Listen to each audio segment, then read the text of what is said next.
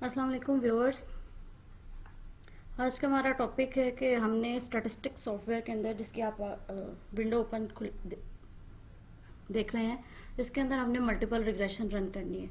तो multiple regression के लिए आपको पता है कि हमारे पास एक से ज़्यादा इंडिपेंडेंट वेरिएबल चाहिए और एक हमें डिपेंडेंट वेरिएबल चाहिए। तो क्वेश्चन वाज दैट कि आपको यील्ड चेक करना था कि हाइट ऑफ प्लांट्स के साथ और नंबर ऑफ प्रिकल्स के साथ 10 10 प्लांट्स का सैंपल लिया गया, तो उसके ऊपर आपने यील्ड का फैक्ट चेक करना है।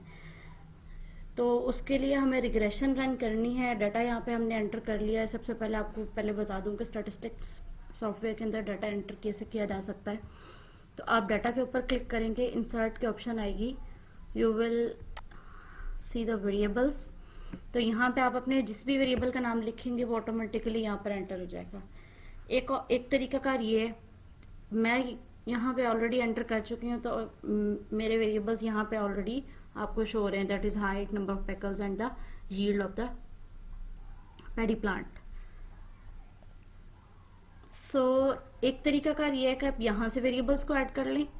दूसरी ऑप्शन ये है कि you will enter the data in Excel like this, कि यहाँ पर आप अपने सैम्पल्स का, यील्ड का और हाइट ऑफ प्लांट का डाटा एंटर कर लें, और यहाँ से फिर आप वहाँ पर जाके कंट्रोल सी करके वहाँ पे डायरेक्टली पेस्ट कर लें, तो स्टैटिस्टिक सॉफ्टवेयर के अंदर ये आराम से पेस्ट हो जाता है।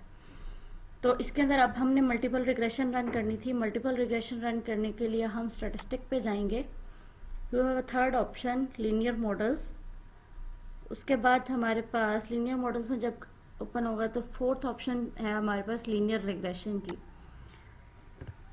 तो ये विंडो आपके पास सामने ओपन होगी। अब इस विंडो में वो डिमांड कर रहे हैं कि you have to enter your dependent variable and the independent variable, और इंडिपेंडेंट वेरिएबल्स लिखा हुआ है, means that it may be more than one. तो यील्ड हमारी क्या थी, डिपेंडेंट वेरिएबल था, we will move the yield to the dependent variable, and independent variable हमारे पास हाइट ऑफ प्लांट थे and the number of the pickles. So we click okay and get the result. तो result हमें कुछ ऊपर उन्होंने कहा है कि आप लोग लीस्ट स्क्वायर लीनियर रिग्रेशन की यील्ड के ऊपर जब आपने रन की तो आपके पास ये रिजल्ट्स आए। अब यहाँ पर हमने रिजल्ट्स की क्या करनी है, इंटरप्रिटेशन करनी है। रिग्रेशन रन करने के बाद सबसे इंपॉर्टेंट काम ये होता है कि आपने इंटरप्रिटेशन करनी होती है। इंटरप्रिटेशन में क्या है कि हर कोफिशिएंट की वैल्यू का साइन, उसकी सिग्निफिकेंस, कांस्टेंट वैल्यू की जो कि अल्फा की वैल्यू क्या थी, -2.37। इट मीन्स कि आपका जो इंटरसेप्ट, जो आपकी रिग्रेशन लाइन स्टार्ट हो रही है, that is from the negative side. फिर आपकी हाइट का कोफिशिएंट की वैल्यू क्या है, वो पॉजिटिव है। इसका मतलब है कि उसके हाइट बढ़ने से उसके यील्ड के अंदर क्या होगा, इंक्रीज होगी, और नंबर ऑफ पेकल्स भी बढ़ने से क्या होगा, उसके अंदर यील्ड के अंदर पॉजिटिव चेंज आएगा। सो जो बीटा, जो कोफिशिएंट, जिस वेरिएबल के सामने जो कोफिशिएंट की वैल्यू है उस वेरिएबल के साथ, इट मीन्स कि उसके बीटा की वैल्यू यही है। और उसके बिल्कुल पैरेलल उसी रो में आप जाके एंड पे देखेंगे तो आपको पी वैल्यूज गिवन है।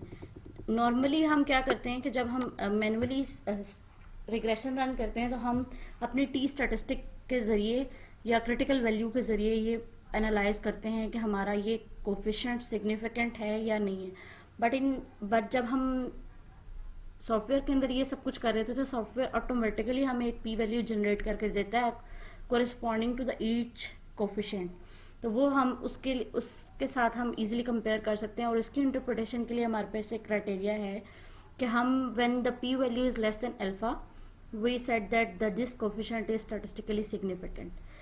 तो अब आप देख सकते हैं कि जिस कांस्टेंट की वैल्यू अगर अल्फा से लेस है इट इज सिग्निफिकेंट। अगर आपकी हाइट जो वेरिएबल है उसकी कोफिशिएंट की वैल्यू स्टैटिस्टिकली सिग्निफिकेंट नहीं है, उसकी वैल्यू अल्फा से ग्रेटर है। और नंबर ऑफ द पेकल्स को भी आप कह सकते हैं कि ये वो भी यही कंक्लूड कर रहा है कि इट इज स्टैटिस्टिकली सिग्निफिकेंट। तो उसके बाद जब हम पी वैल्यू को इंटरप्रेट करने, variation is explained by the X in Y. This is the exact interpretation of the R square. तो ये हमारा एक मल्टीपल रिग्रेशन का सिंपल सा टॉपिक था जिसके ऊपर हमने डाटा को यूज़ करते हुए एनालाइज करना था और अपने रिजल्ट्स की क्या करनी थी, इंटरप्रिटेशन थी. So this is the main purpose of this lecture. Hope you will be understand easily. You can ask any question, any query. Thank you so much.